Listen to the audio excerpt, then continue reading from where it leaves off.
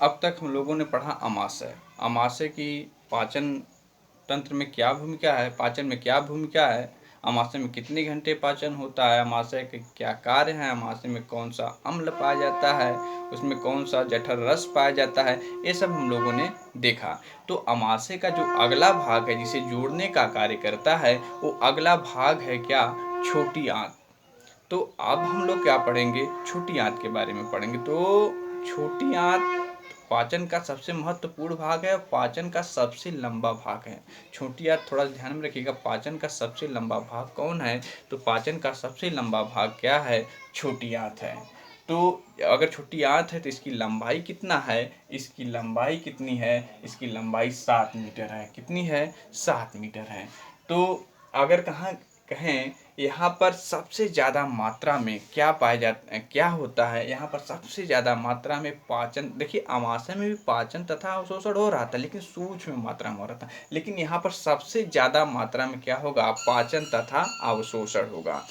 छोटी आंत में क्या पाए जाते हैं, रसांकुर पाए जाते हैं। क्या पाए जाते हैं, रसांकुर पाए जाते हैं, जो अंगुली के समान संरचना में होते हैं। कैसे होते हैं, अंगुली से देखिए ऐसे ऐसे करके निकले होते हैं। इनमें क्या पाए जाते हैं, रसांकुर होते हैं, जो भोजन का अवशोषण करने में क्या करते हैं, मदद करते हैं। यानी रसांकुर पाचन के किस भाग में पाए जाते हैं, तो रसांकुर पाचन के छोटी आंत में पाए जाते हैं। अगर बात करें तो छोटी आंत के कितने भाग होते हैं, तो छोटी आंत के 3 भाग होते हैं। पहला भाग होता है डिडेनियम, दूसरा भाग होता है जेजनम, तीसरा भाग होता है इलियम। तो डिडेनियम किससे जुड़ा होता है, डिडेनियम यानी छोटी आंत का पहला भाग है, ये हम कह सकते हैं ये अमाशय से जुड़ा होता है। किससे जुड़ा होता है, अमाशय से जुड़ा होता है। अगर बात करें इलियम, तो इलियम किससे जुड़ा होता है, बड़ी आंत से जुड़ा होता है। किससे जुड़ा होता है, बड़ी आंत से। यानी सबसे पहला भाग कौन है, डिडेनियम, दूसरा भाग जेजनम, तीसरा भाग इलियम। यानी छोटी आंत के कितने भाग हैं, 3 भाग हैं, डिडेनियम, जेजनम और इलियम। अच्छा, छोटी आंत का सबसे बड़ा भाग कौन, यानी छोटी आंत की लंबाई कितनी हुई, 7 मीटर। तो तीनों भाग में सबसे बड़ा जो भाग होता है कौन सा होता है, इलियम का होता है। किसका होता है, इलियम का होता है। थोड़ा सा ध्यान में रखिएगा।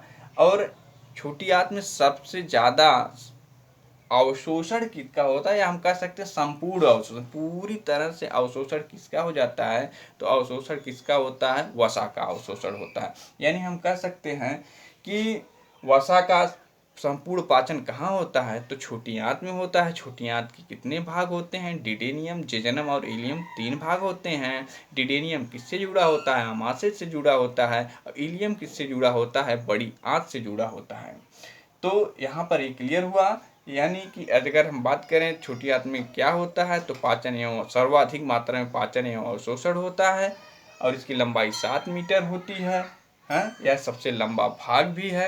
अच्छा, दूसरी स्थिति ये आती है कि यहाँ पर डिडेनियम है। क्या है, डिडेनियम, डिडेनियम पहला भाग है। डिडेनियम को जोड़ता कौन है, डिडेनियम में एक रस आता है जिसे हम कहते हैं बाइल जूस। एक जूस आता है जिसे हम कहते हैं बाइल जूस। तो बाइल जूस का स्राव किससे होता है, यकृत से होता है। किससे होता है, यकृत से होता है। यानी भोजन में जो जूस मिलता है, बाइल जूस यानी डिडेनियम में मिलता है, किसके माध्यम से, लीवर के माध्यम से मिलता है। और दूसरा जो स्राव करता है पैनक्रियाटिक, आप लोगों ने देखा होगा पैनक्रियाटिक जूस। तो लीवर से जो स्रावित जूस डिडेनियम में आता है उसे हम कहते हैं बाइल जूस। और जो पैनक्रियास से आता है, एक का नाम है ट्रिप्सिन, दूसरे का नाम है लाइपेज, और तीसरे का नाम है एमाइलेज। यानी ट्रिप्सिन, लाइपेज, एमाइलेज ये किसके द्वारा स्रावित हैं, ये हम कह सकते हैं पैनक्रियाज के द्वारा स्रावित हैं। अगर हम कहें बाइल जूस किसकी, पित्तरस के द्वारा स्रावित हो रहा है, तो लीवर के द्वारा स्रावित हो रहा है। कहाँ आ रहा है, डिडेनियम आ रहा है। जो अगले वीडियो में हम बताएंगे इनका कैसे कैसे पाचन होता है। तो इतने के लिए बस आज इतना जानिए कि सबसे लंबा भाग छोटी आंत का होता है, जिसकी लंबाई 7 मीटर होती है।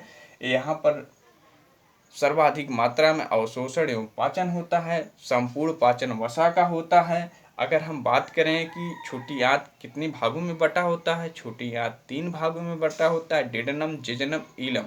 यानी 3 भाग होते हैं, जो तीनों भागों में छोटी आंत बटी होती है। तो डिडेनियम किसको जोड़ता है? डिडेनियम जोड़ता है किसको? ऊपर की तरफ आमाशय को कहेंगे, जबकि हम कहेंगे इलम किसको जोड़ता है? तो बड़ी आंत को जोड़ता है। डिडेनियम में किसके द्वारा जो एंजाइम का स्राव होता है, किसके द्वारा होता है? इसमें 2 ऑर्गन जुड़ते हैं, एक लीवर एक पैनक्रियाज। लीवर के द्वारा जो हार्मोन्स का स्राव होता है, जूस का स्राव होता है, वो कौन होता है? बाइल जूस होता है। पैनक्रियाज के माध्यम से जो स्राव होता है वो कौन होता है? एंजाइम कौन कौन से हैं? ट्रिप्सिन, लाइपेज और एमाइलेज। तो आगे इसके बारे में थोड़ा सा कल हम चर्चा करेंगे।